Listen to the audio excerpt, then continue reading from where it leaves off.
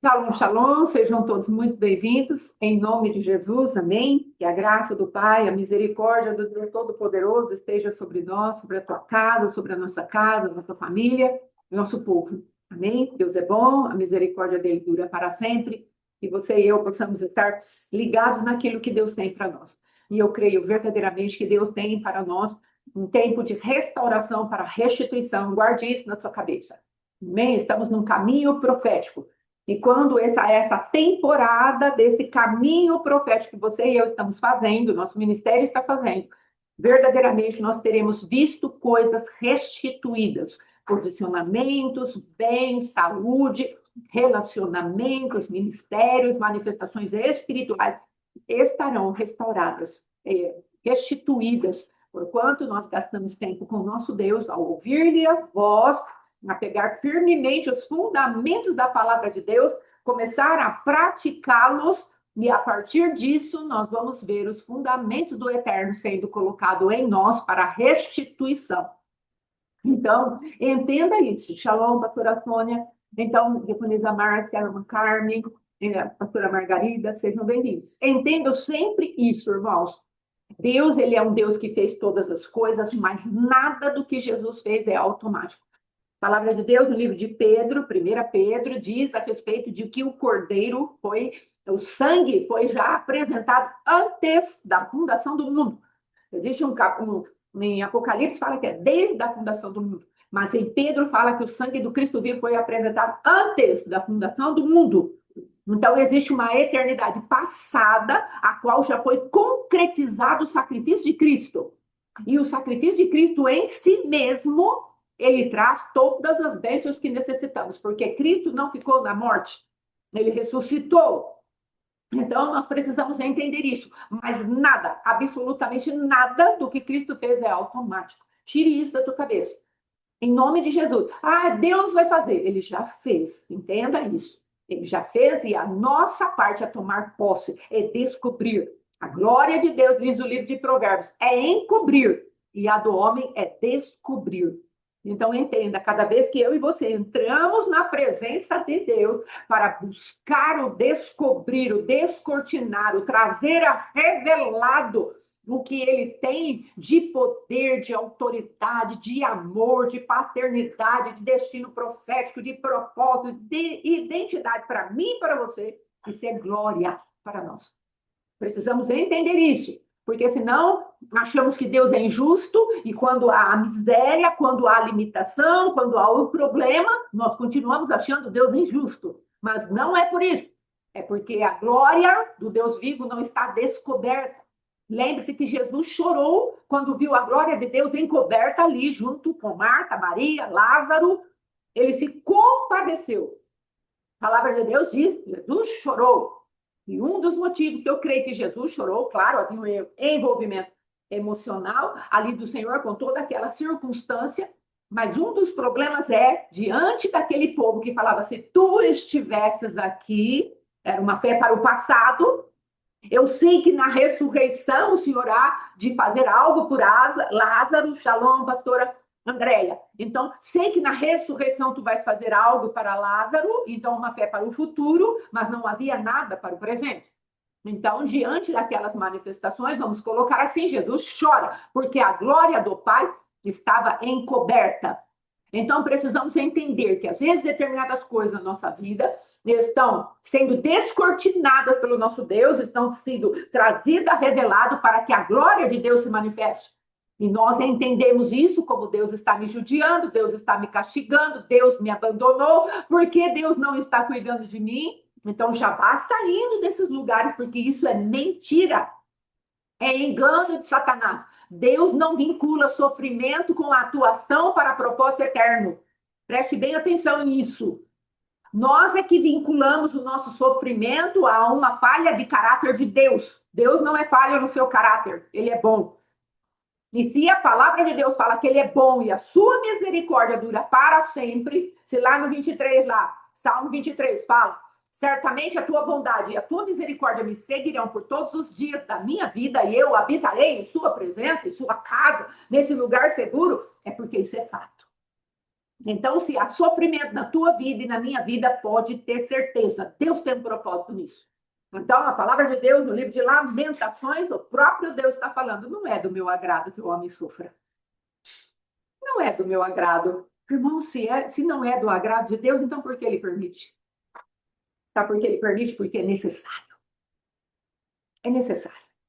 Se nós começarmos a olhar Deus como verdadeiramente Ele é, nós vamos sair de muitos lugares abismais, os quais Satanás nos colocou para o seu próprio deleite, ekandai, para nos fazer escravizados a uma doutrina de que Deus não está interessado em nós, para nos fazer presos e pegos ali, cercados por uma manifestação de trevas, para falar, Deus não está interessado em você. Porque se ele bater em dois fundamentos, a respeito de Deus, a fé e o amor. Deus não me ama e a partir disso eu deixo de ter fé. A tua vida espiritual está destruída. Entenda isso. Se nós não entrarmos por um lugar de entendermos que Deus nos ama com um espírito paternal, protetor, como cerca nas nossas vidas, e por conta de acharmos que Deus não nos ama, nós perdemos a fé nele, então a nossa vida espiritual já fracassou. Então, comece a se compadecer de você mesmo. Comece a pedir para Deus, Deus, muda o meu entendimento em relação àquilo que eu penso de ti.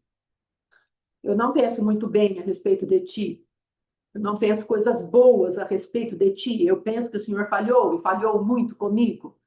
Tenho experiências reais das marcas do teu abandono.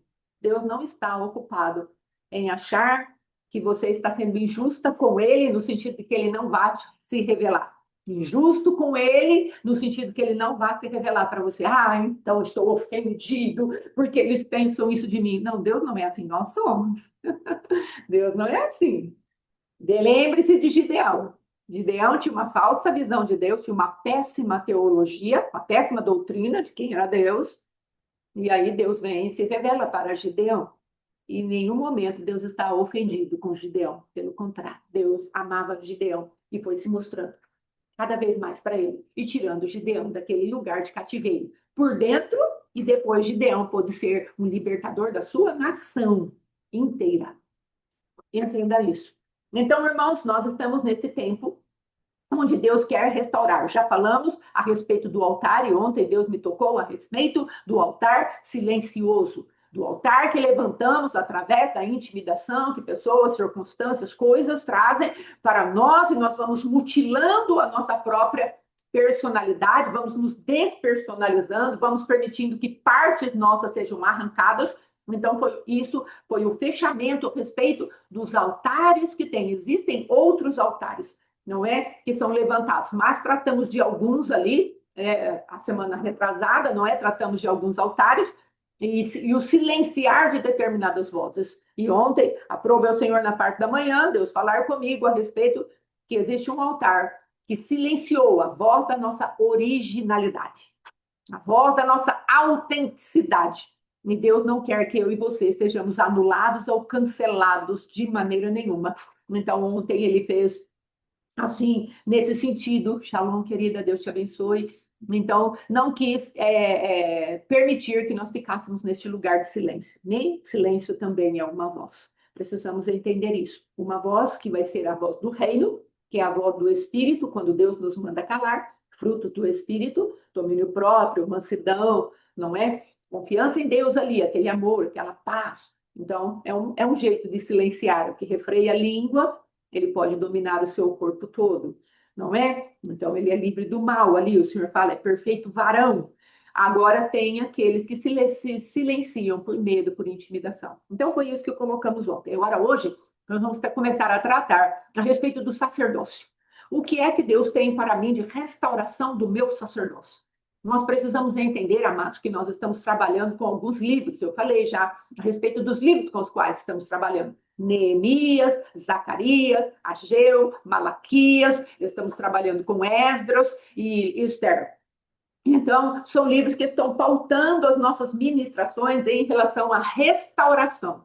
Então, tratamos da restauração do altar e agora, a partir de hoje, vamos tratar um pouco da restauração do sacerdócio.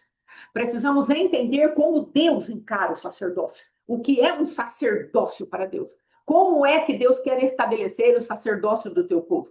Então, eu coloquei aqui, em primeiro lugar, como estamos tratando o livro de Esdras, nós vemos ali Esdras levantando o altar do Senhor e depois o estabelecimento ali do sacerdócio. Ele usa a vida de Josué, um homem que foi restaurado ao seu lugar de sacerdócio, e nós vamos ver a restauração de Josué, que aparece lá em Esdras. Nós vamos ver a restauração dele no livro de Zacarias, no capítulo 3. Ali vai falar a respeito, aqui, ó, as vestes sacerdotais. Então, é necessário que eu e você entendamos isso.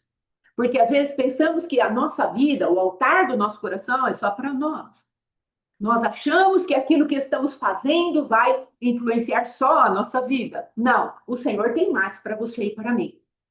Dentro daquilo que Deus colocou na nossa vida, como sacerdotes, nós temos verdadeiramente algo para fazer a nosso favor, não é? Para estarmos com a nossa vida em ordem diante do Senhor, através do Cristo vivo e da justiça que Ele derramou sobre nós, e depois através para aqueles que estão ao nosso redor.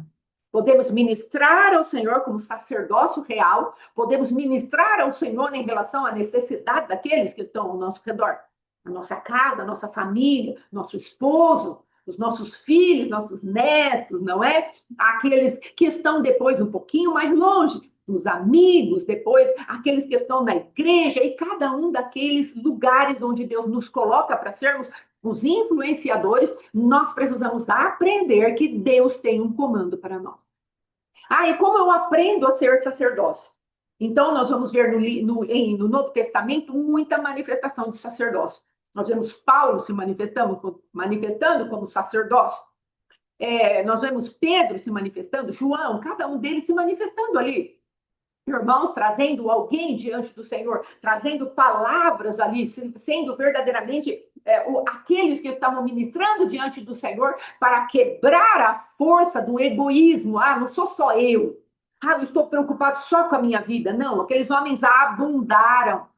Eles se colocaram à disposição de Deus para que fossem usados naquilo que o Senhor verdadeiramente tinha para eles, naquele contexto, naquela época, no meio daquele povo. E para nós não é diferente. E eu gosto de trabalhar um pouco com o Velho Testamento em relação àquilo que é o sacerdócio. Então, se nós pegarmos a palavra de Deus, sempre nós recebemos esse tipo de entendimento. Sempre que aparece a palavra a primeira vez, ali vai estar um fundamento. Então, nós temos que pegar ali o livro de Gênesis, capítulo 1, capítulo 2, o que Deus vai falar a respeito do sacerdócio. Mas, nesse momento, eu não vou entrar nessa parte, onde começa o sacerdócio humano. Deus teve um sacerdócio humano ali em Adão. É por isso que quando Adão cai o sacerdócio humano. É por isso que o sacerdócio humano precisa de restauração. Porque ele caiu junto com aquilo que foi a queda de Adão. Quando Adão caiu, ele contaminou tudo quanto ele fazia. Por isso, nós precisamos entender que ser vai trabalhar no nosso fazer. Primeiro eu sou, depois eu faço. Não podemos inverter isso, porque se primeiro eu faço, para depois ser, eu vou entrar em algo chamado religião. Deus não está interessado na religião operosa. Deus está interessado em alguém que seja filho dele, que tenha o DNA dele, que tenha a natureza dele, e depois essas pessoas que têm esse DNA posicionados como filho vão manifestar a própria natureza de Deus. Porque às vezes as pessoas confundem bondade com serem filhos e não tem nada a ver. Fulano é tão bonzinho, só falta ser crente, então falta tudo. Fulana é tão boazinha. Só falta ser crente, filha de Deus. Então, faltou tudo. Ela não conseguirá manifestar sacerdócio diante de Deus. Lembre-se de Cornélio, um homem bom, um homem temente a Deus, mas as obras dele chamaram a atenção de Deus. Mas ele não era filho de Deus, ele era criatura de Deus. Não se iluda.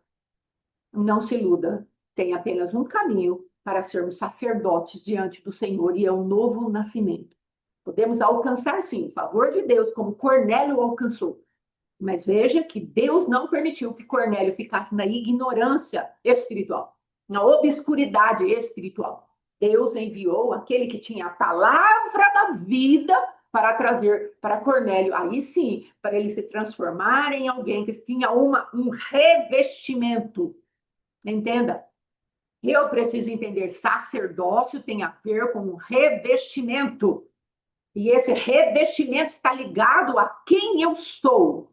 Eu não posso ser sacerdote do Deus Altíssimo sem vestes. Eu não posso fazer isso. E as vestes que eu preciso são vestes de justiça. Só Cristo me dá vestes de justiça. Então, nós precisamos entrar nesses lugares onde aquilo que é a vontade de Deus se estabeleça sobre mim. Porque às vezes apanhamos nas batalhas espirituais, porque às vezes vamos na força do conhecimento e não na força da veste, que é a justiça de Cristo. Porque medo, irmãos, nós podemos até ter. Só que, às vezes, o medo, ele vai estar vinculado à ausência de veste. E isso é o perigo. Me lembro que várias vezes passei por problemas com demônios, vamos lá expulsar, vamos fazer isso, e eu tinha muito medo. Agora, o que acontecia muito comigo? Eu estava debaixo de uma justiça. Quando eu saía debaixo da justiça, eu pegava algo chamado contaminação. Mas quando eu entrava debaixo de uma justiça, ainda que eu tivesse medo, o adversário tinha que bater em retirada. Olha a diferença. Você tem um sentimento chamado medo, mas você está confiando que Cristo está com você. Você está justificada em Cristo. Então, esse posicionamento, você continua caminhando. Você vai falar para Deus: Deus, eu estou com medo, mas eu estou indo porque o Senhor está comigo. Isso se chama veste de justiça. E ela não é acionada por aquilo que você faz, ela é acionada por aquilo que você crê. Tome isso nas tuas mãos. As vestes de justiça de Cristo estão sobre mim porque eu creio. E conforme eu creio, eu vou executando, eu vou fazendo, e aquilo se torna uma experiência real para mim. E aí sim, o sentimento chamado medo vai diminuindo. Você entende isso? Nós não conseguimos entrar em batalha espiritual já sem nenhum medo. Normalmente não é isso que acontece. Pode ter alguém aí que é porque conseguiu isso rapidamente, mas tem muitos que não conseguem. Por quê? Porque nós sentimos a presença do adversário, a oposição, e às vezes temos medo. Então, como eu disse, tem exceções, não é? Agora, voltando aqui àquilo que Deus deu para nós falarmos, o que precisamos entender, então? Se estamos no tempo de restauração, e a minha base é no livro de Esdras, vamos ver o que Esdras começou a realizar diante de Deus em relação ao seu sacerdócio ali. Ele era o comandante daquela reforma maravilhosa que Deus estava fazendo. Ele era o comandante, ele era ali o homem que o Senhor usou, ele era escriba, não é? Então ele tinha conhecimento e Deus o usava para colocar a casa em ordem, as coisas em ordem. Então, é o que nós vamos ver aqui, que Deus está falando nesse livro, assim, que eu consegui achar, não é? Que eu já tinha separado, mas não sei o que aconteceu, eu perdi ele aqui. Então, tá aqui, Esdras, capítulo 3. Vamos ver o que Deus vai falar aqui conosco. Irmãos, olha aqui, ó, no capítulo 3. Quando chegou o 7º mês, ou seja, no começo do ano, vamos colocar assim, e os israelitas já estavam estabelecidos em suas cidades, o povo se reuniu finalmente em Jerusalém com grande unanimidade, como se fossem um só homem. Esdras, capítulo 3, versículo 1. Capítulo 3, 1. Bom, querida? Então, vamos lá. Então, Josué, filho de Josadaque, com seus irmãos, os sacerdotes, e Zorobabel, filho de Sealtiel, que era o governador no caso, e seus irmãos dispuseram seus corações e começaram a soerguer o altar de Israel, com o objetivo de voltar a oferecer holocausto sobre ele, de acordo com o que está expresso na Torá, ou seja, na lei de Moisés, homem de Deus. Então, o que acontece aqui? Quem vai colocar os fundamentos do altar? Alguém chamado sacerdote. Então, nós vemos aqui esse livro de Esdras, é o tempo da restauração de todas as coisas. A palavra de Deus diz que eles estavam ali para soerguer o altar, porque o altar havia sido destruído. E agora Deus dá comando para o povo voltar para aquela terra e começar a reconstruir aquela terra, usando reis ímpios. Então Deus vai dando comando a Ciro, vai dando comando a Taxerxes, Xerxes, a Dário, e assim ele vai trazendo um tempo de restauração à sua casa. E ele não começa pelas casas, pela casa, pelo templo, ele começa pelo altar, que é o que Deus está falando para mim, para você. Comece agora pelo altar. Então, como está o teu altar? Quais são os fundamentos do teu altar? E agora Deus vai falar para mim, para você. Você preparou o altar, agora eu vou passar em revista as tuas vestes sacerdotais. Eu quero que você seja para mim como aquele que olha para mim e comece a fazer o que eu estou fazendo, que é justamente aquilo que Adão fazia diante do altar do Senhor, lá no jardim do Éden. Já o Adão, ele foi chamado para replicar o que Deus estava fazendo no céu.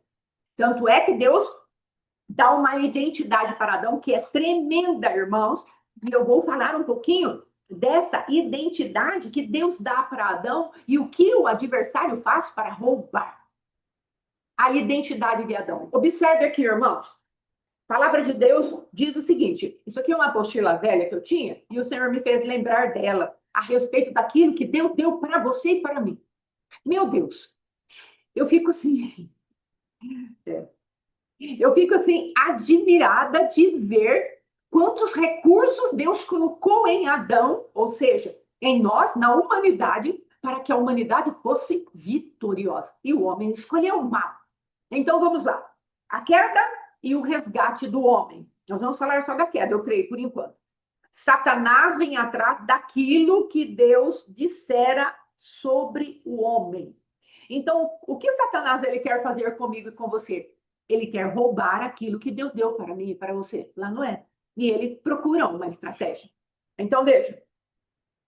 Deus fala para o homem, façamos eles ali, a Trindade Santa reunida, numa reunião solene. Então, eles se juntam e falam, façamos o homem a nossa imagem. Veja, os três, façamos, no plural.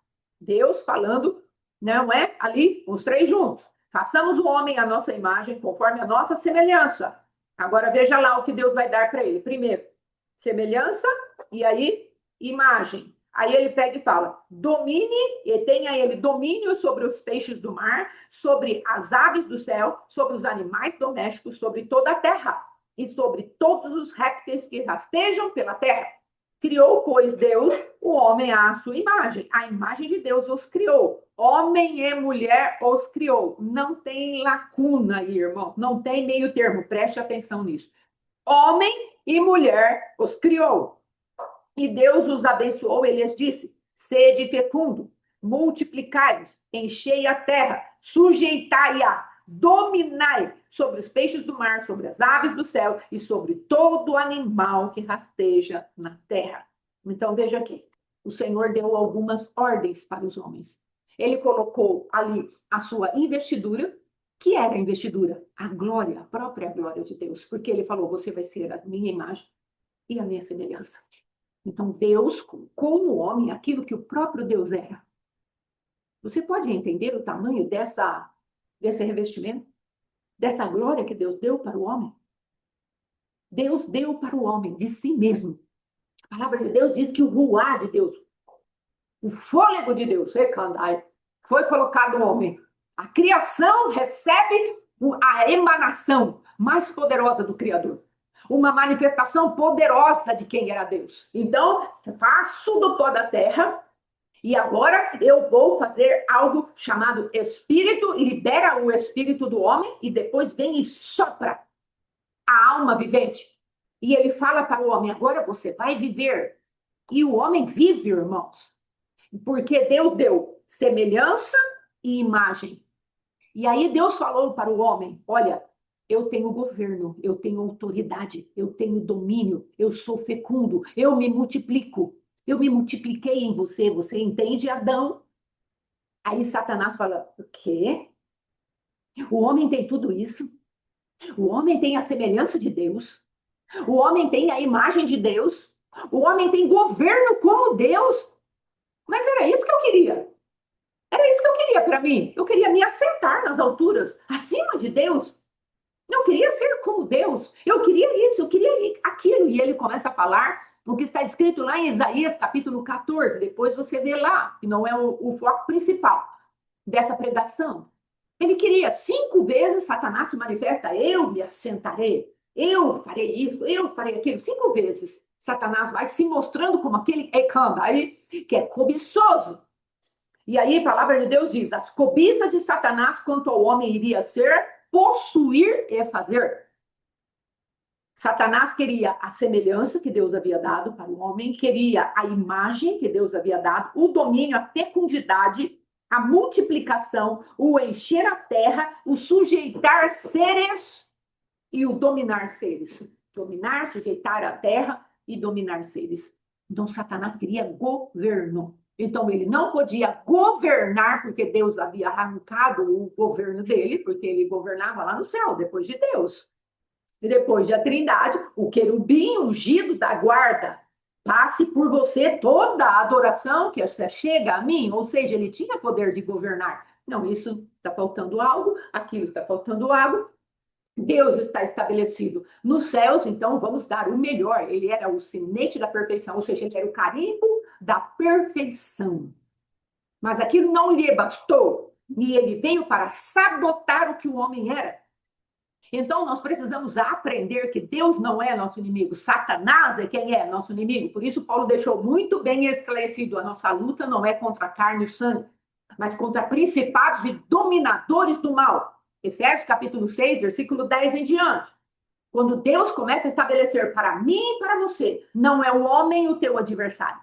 E também não sou eu o teu adversário. Pare de focar nos lugares errados. Foque naquilo que eu estou falando, que é teu inimigo. Aquele que quis sabotar por cobiça aquilo que você recebeu de mim. E ele continua cobiçoso. Ele continua carente daquilo que eu e você temos. Satanás continua carente. Ele continua procurando alguém para habitar. Não ele em si mesmo, vamos colocar assim, ainda que tenha habitado no corpo de Judas, como a palavra de Deus fala. Não é? Diz a palavra de Deus, e entrou Satanás em Judas. Então, vamos colocar assim, vamos pegar algo mais raso. Os demônios verdadeiramente querem habitar no corpo humano, então eles procuram os demônios, os espíritos desencarnados, isso é também outra ministração, não é? Os anjos que foram caídos, os néfilins, essas coisas todas. Mas o que Deus está falando? O adversário, na sua essência, continua cobiçando. Então, Deus, depois que o homem cai, ele precisa trazer a restauração. Nós vamos falar depois de Zacarias, mas eu já quero trazer para você a amplitude dessa restauração. Primeiro, Deus precisa trazer uma amplitude no sentido de você e eu sermos filhos, não apenas de vestes novas, não apenas agora cobertos com a glória do Cristo vivo, porque o Cristo fala para o Pai: eu vou deixar a minha glória, a glória que tu me deste. Então, Jesus, quando vem e se oferece por sacrifício vivo, ele está devolvendo ao homem a glória que ele tinha quando estava lá no Éden, quando ele estava sendo criado. É isso que precisamos entender, e isso faz toda a diferença entre religião e religião. Porque não estamos mais contaminados com o mundo. Então, nós precisamos entender essas realidades espirituais. Então, estou assentado em outro lugar. Eu tenho um novo DNA. Eu tenho uma nova formação por dentro, que me faz uma nova criatura verdadeiramente diante do Senhor. Coríntios, 2 Coríntios fala isso. Gálatas fala isso. Já não sou eu quem vivo, Cristo vive em mim, já estou crucificado com ele. Então houve uma morte de uma entidade espiritual, de um ser espiritual que havia em mim, chamado Adão. Houve uma morte dele, da carnalidade dele. E eu passei agora a ter o Cristo vivo, o Espírito de Cristo dentro de mim. E é a partir desse Espírito que eu ministro sacerdócio a Deus. Não dá para Adão ser sacerdote de Deus. Então, às vezes, aquela ilusão das pessoas boazinhas, como disse, ou daquelas pessoas que têm tanto carisma, falam tanto de Jesus, mas não é o Jesus morto e ressuscitado, que veio em carne para nos salvar. Foge desses. Foge dessa falácia. Foge dessas mentiras. Foge desse tipo de engano, porque haveria, no fim dos tempos, muitos que viriam para nos satisfazer a coceira dos ouvidos. as cobiças do nosso ouvido. Ah, não precisa de tudo isso. Ah, não precisa dessa morte aí, negue-se a si mesmo, tome a sua cruz. Não, o evangelho é soft light. Esqueça isso. Evangelho é morte. Não se iluda, não se engane. Evangelho é alegria, é prosperidade, é paz, mas evangelho é morte. Morte de quem? De Adão. De Adão. Só que para Adão morrer, há sofrimento, irmãos. Porque nós queremos a nossa maneira.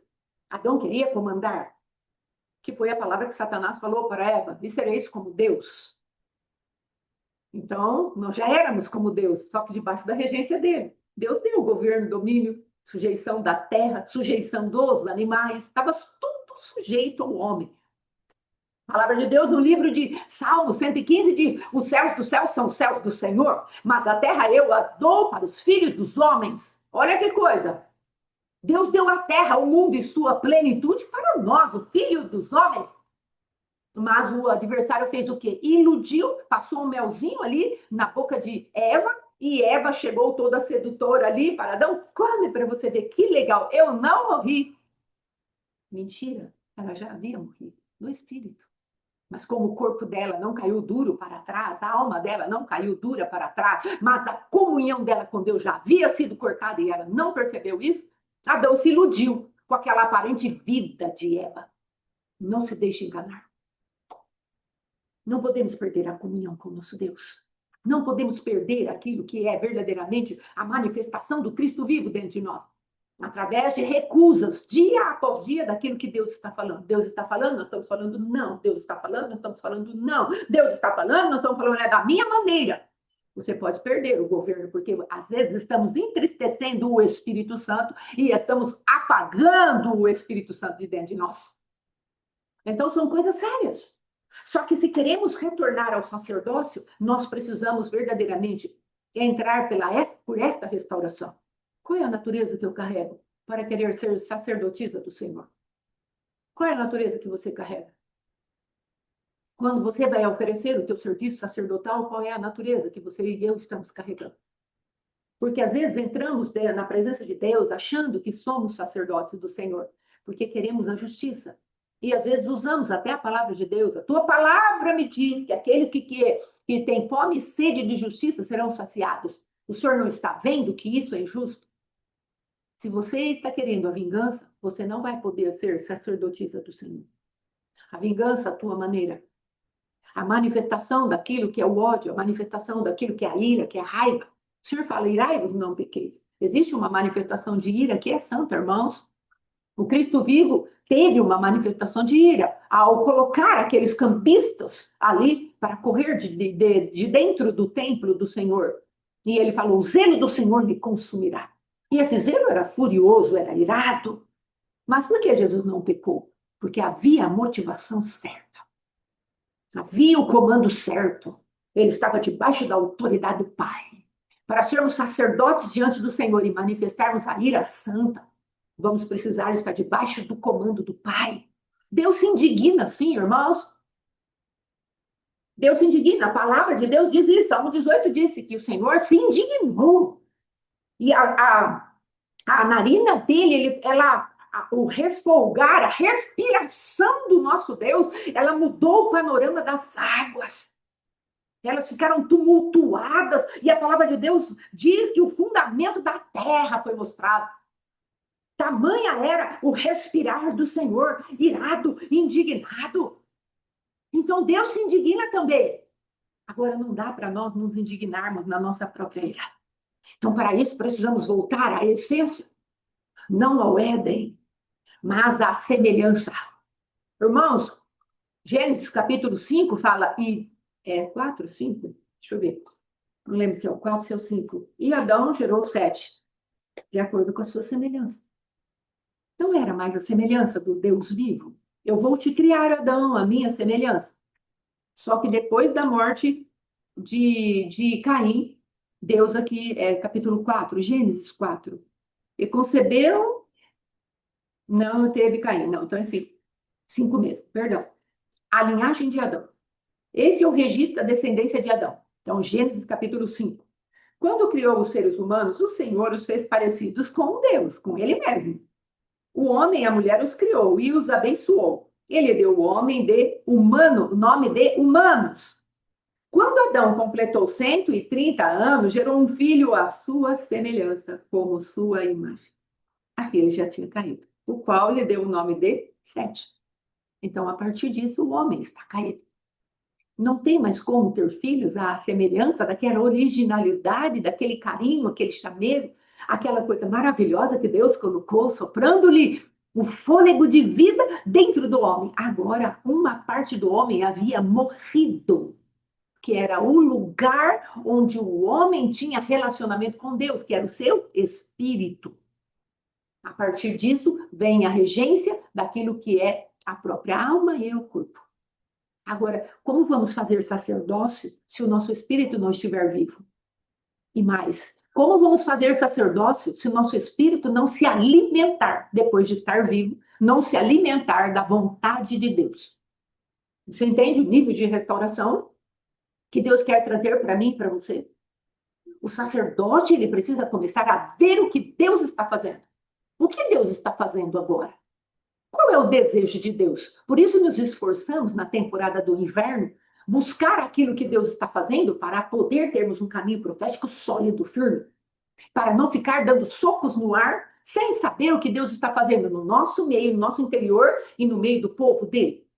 É por isso que estamos buscando aqui, diante do Senhor, a manifestação da sua vontade, que é boa, perfeita e agradável, para que nós possamos manifestar essa vontade perfeita.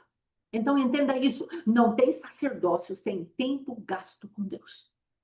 Não tem sacerdócio sem primeiro nós olharmos para Deus e falar, Senhor, o que é Kandai? O que tu estás fazendo? Não tem sacerdócio sem testemunho de Cristo, que libera sobre nós o espírito da profecia. O que quer dizer isso? É que conforme eu vejo Cristo e testemunho de Cristo, a palavra de Deus diz que Cristo fazia o que ele viu o Pai fazendo. Que Cristo ia para onde o dedo do Pai indicava. Então, se eu e você, e Jesus era o sumo sacerdote, se eu e você quisermos ser sacerdotes efetivos na presença de Deus, nós temos que restaurar. Por isso, primeiro o altar. Nós temos que restaurar o lugar, o lugar da voz, se cai. Precisamos restaurar o lugar onde as vozes não estão mais misturadas.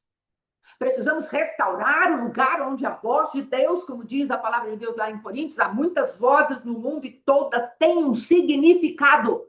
Mas eu não vou olhar para o significado de nenhuma das outras vozes. Eu vou ouvir a voz do Deus Todo-Poderoso, o Altíssimo Deus. Quero trazer aqui uma ilustração sobre isso. Havia um homem chamado Isaac, e ele tinha 2 filhos. Um chamava-se Esaú, o qual Isaac tinha um apreço muito grande. E o outro chamava-se Jacó, o qual a mãe tinha um apreço muito grande. Uma família disfuncional. Uma família onde havia já uma rachadura nos relacionamentos. Papai gosta de Esaú, mamãe gosta de Jacó. E a Rebeca, não é? Ela havia recebido uma palavra: o menor dominará sobre o maior. Então, ela sabia que o primogênito de tudo aquilo seria não Esaú, mas Jacó.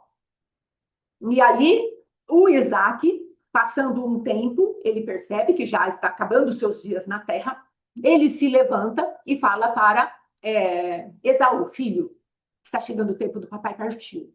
Procure uma caça e faça aqueles guisados maravilhosos que você faz para o papai, porque o papai vai te abençoar.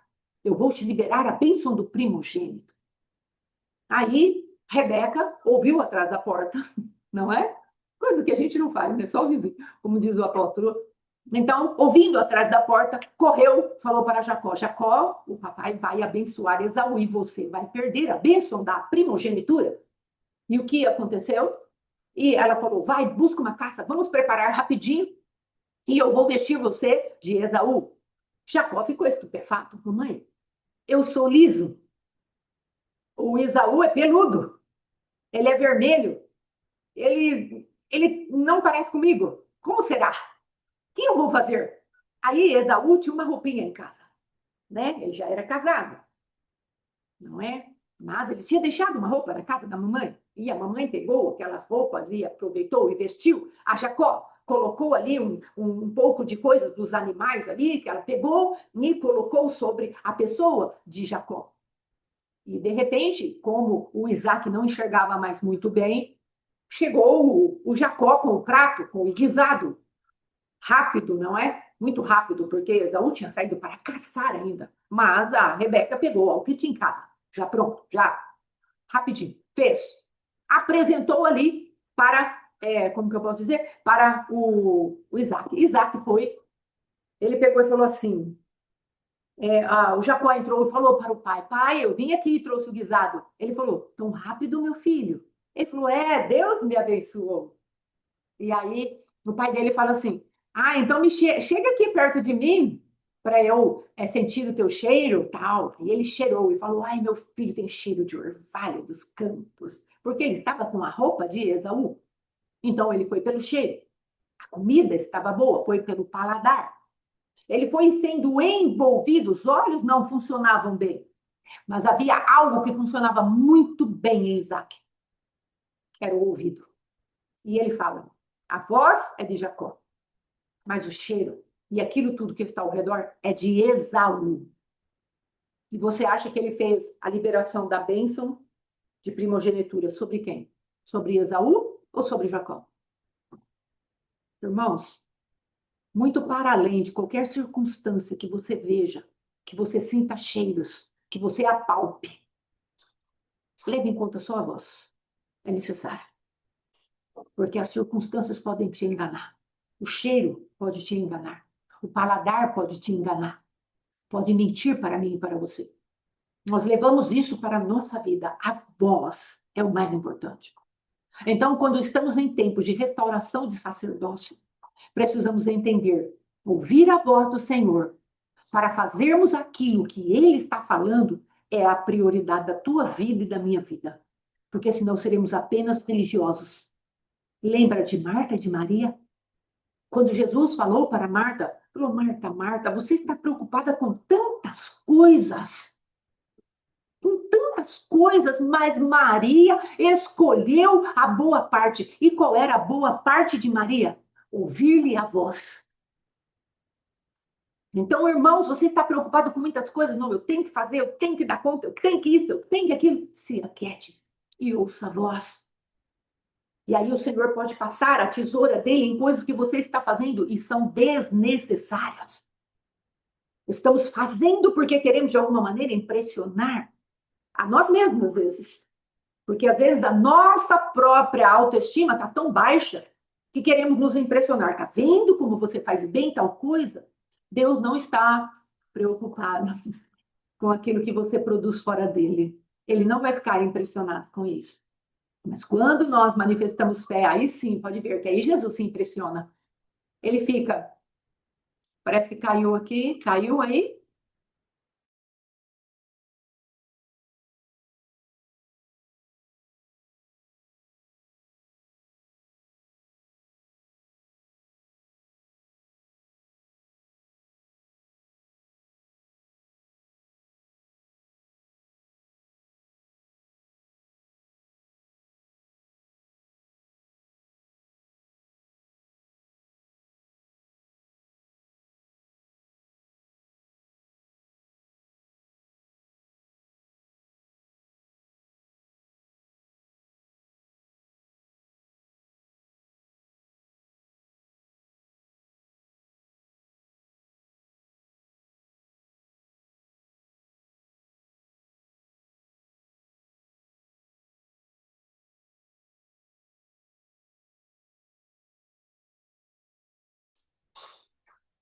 Glória a Deus.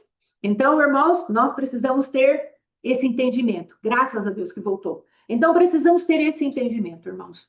O que Deus fala verdadeiramente é.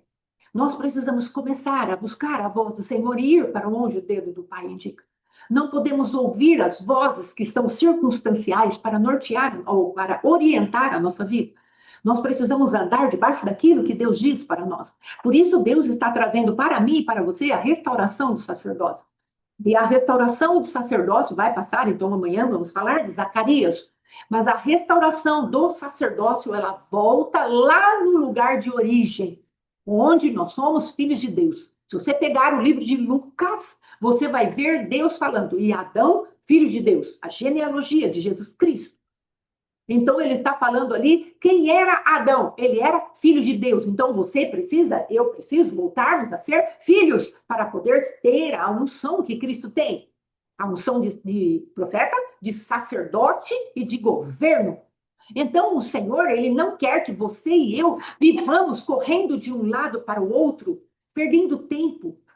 Deus, ele quer, como eu estava falando de Maria e de Marta, Deus, ele quer que nós paremos e ouçamos-lhes a voz e sejamos certeiros, precisos contra o nosso adversário e contra as restaurações que Deus está fazendo dentro de nós mesmos.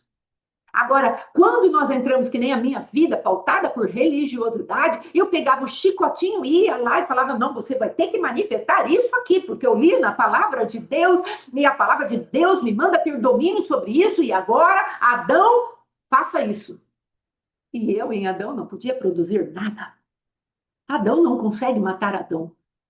E Adão também não consegue fazer Adão ressuscitar para Cristo. Só Cristo consegue isso. Cristo mata Adão, e ele coloca a natureza dele em nós. Precisamos entender isso, porque aí o nosso sacerdócio volta a ter a fonte certa. Então, Deus, ele quer trazer para mim e para você esse tipo de restauração. Não podemos entrar num sistema de sacerdócio sem verdadeiramente estarmos com a nova natureza firme dentro de nós. Conquistada dentro de nós. Eu sou nova criação e eu posso entrar na presença de Deus trazendo as vidas. Haverá um peitoral para você. Haverá uma ombreira para você. Haverá uma mitra. O que é uma mitra? Como se fosse um chapéu, uma boina, um turbante da parte de Deus que vai envolver os teus pensamentos com pensamentos reais. Reais que eu falo de realeza. Não pensamento de mendigo. Não pensamento de pobre. Entenda, eu não estou falando da riqueza dessa terra, porque a traça vai comer. Estou falando de riqueza espiritual. Estou falando de nobreza. Daquele que é o rei dos reis. É disso que eu estou falando. Haverá uma manifestação no nosso entendimento, onde eu me comporto como alguém que sabe quem é. Não por soberba, mas por investidura. Não por soberba, mas porque eu reconheço que Deus me deu algo. E se eu rejeito o que Deus me deu, aí sim eu vou estar sendo soberba, porque estou negando o que Deus fez a meu favor. Entende a diferença? Entre o soberbo e o humilde. O humilde recebe o que Deus dá. O soberbo resiste.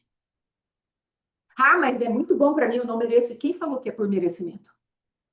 Cristo é que merece. Não é por teu merecimento. É porque Cristo merece. Cristo é merecedor de todas as coisas. Ele foi esmagado.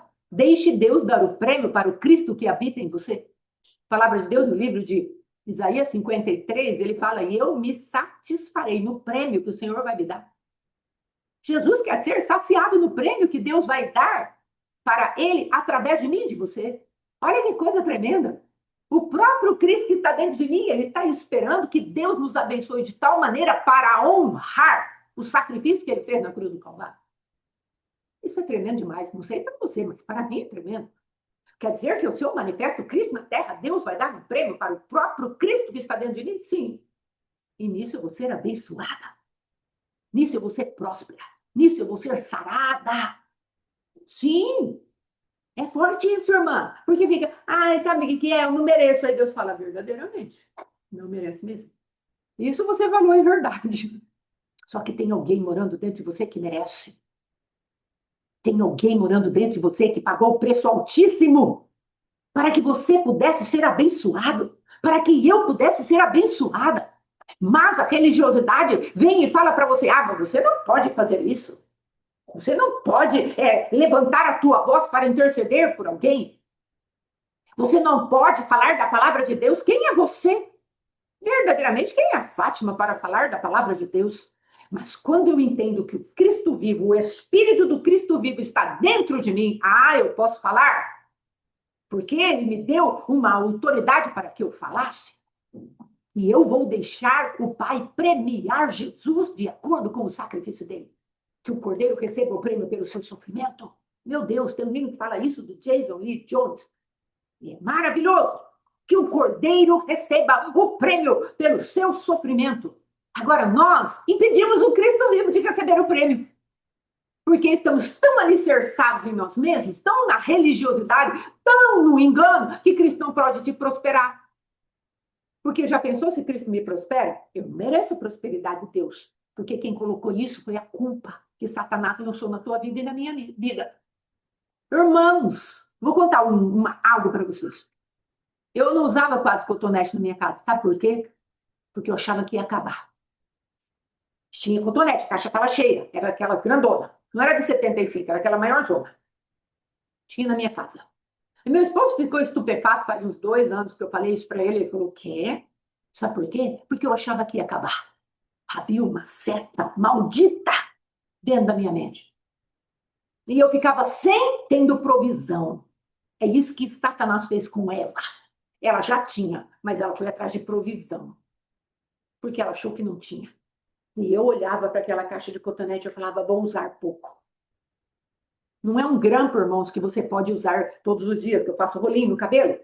Então, o grampo eu tenho faz 200 anos e ele não se gasta, graças a Deus por isso. Não perco também os grampos. A minha bacinha de grampo está cheia, já faz tempo que eu tenho. Mas não, é cotonete. Usou, tem que jogar fora. Mas eu olhava para o cotonete e eu falava assim, ai, mas se acabar. Mentalidade escrava, cativa. Qual é o teu cotonete hoje? O que é aquilo que o adversário tem colocado na tua vida que vai acabar? Porque Deus não vai te dar mais. Deus é tão duro. Deus não é tão misericordioso assim. Se essa visão não sair da minha vida e da tua vida, nós vamos continuar miseráveis, ainda que tenhamos vestes de reis. Você entende o que eu estou falando? Estou falando de realidades da minha vida, as quais o adversário implantou aqui dentro. Por causa do nível da dureza de vida que eu tive, eu achava assim, ah, mas aí, se acabar depois eu não vou ter. E era mentira, era um engano tão profundo, shalom, shalom. Tão profundo o engano que eu tinha, porque na minha casa não faltava cotonete. Como assim vai faltar cotonete? Era como se eu não merecesse receber a renovação da quantidade de cotonete na minha casa. São artimanhas das trevas, são sutilezas de demônios. Ah, não vou comprar tal coisa, não vou gastar tal coisa, porque depois se acabar. Então, apreensiva, com medo de acabar. Teve pessoas, irmãos, nós conhecemos, pessoas que foram tiradas, como uma cachorrinha que o Matheus falou, que o meu irmão Paulo tem, que foi tirada do lixão. Eu não lembro o nome da cachorra. E ela estava na casa já fazia anos já. E ela comia esfomeada. Porque dentro dela criou-se uma memória que sempre iria faltar. E meu irmão falava para ela, os outros habitantes da casa, falava para ela, as outras pessoas da casa, não precisa fazer isso, cachorrinha, porque você vai ter sempre a comidinha aqui. Você já saiu do lixão. Eu vi gente fazendo isso. Conheço uma moça aqui perto da minha casa. Ela teve, algumas pessoas a receberam na casa por um tempo. E aí ela ia comer. E aí o anfitrião da casa, o dono da casa, falava, nossa, você não precisa comer dessa maneira, tentando educá-la para a nova realidade que Deus tinha preparado para ela. Deus preparou para ela uma nova realidade de comida de manhã, um lanchinho, o almoço, um lanchinho da tarde, a comida à noite, mas ela comia esfomeada. Vai acabar, porque não conseguiu girar a chave em nome de Jesus. Que você gire a chave hoje e você entenda o valor que Deus te deu. Deus te deu valor. Quem quer que você fique no desvalor é Satanás e seus demônios. Quem quer que eu e você fiquemos na miséria, mesmo tendo o céu a nosso favor, que rei seria o nosso Deus se ele deixasse a gente passar necessidade de maneira tão cruel como você e eu às vezes passamos? Que rei seria esse, irmãos? Sem nos dar uma palavra, sem nos trazer conforto, sem nos trazer paz, sem nos trazer alegria. É claro que podemos passar. Paulo falou, eu sei andar em necessidade, sei andar em abundância, eu aprendi a estar satisfeito em todo o tempo. É claro, podemos passar por isso. Deus não tem filhos mimados, mas passar por essas coisas sem a presença de Deus, isso é mentira. E precisa ser confrontado com veemência dentro do teu coração, dentro do meu coração. com seriedade, com força, falar, Deus não é isso e eu também não sou isso, porque a partir do momento que você tem uma revelação de quem é Deus, você tem uma revelação de quem você é. Isso aconteceu com Pedro, isso aconteceu com José, isso aconteceu com Davi. Conforme aqueles homens iam tendo revelação de quem Deus era, eles iam se ajustando no seu próprio propósito e começavam a caminhar de acordo com aquilo que Deus queria. Isso aconteceu com Gideão, que nós falamos no começo. Deus não se importou em tratar a teologia errada de Gideão. Deus gastou tempo com Gideão. Ah, se é o Senhor, espera, vou trazer um sacrifício e uma libação diante de ti. E o Senhor faz alguma coisa para eu crer que é o Senhor.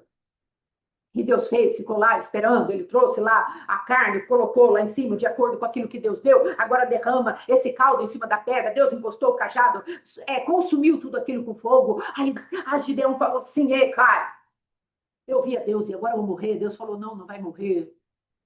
E porque ele não morreu, ele colocou o nome daquele lugar, o Senhor é paz, o Senhor é Shalom.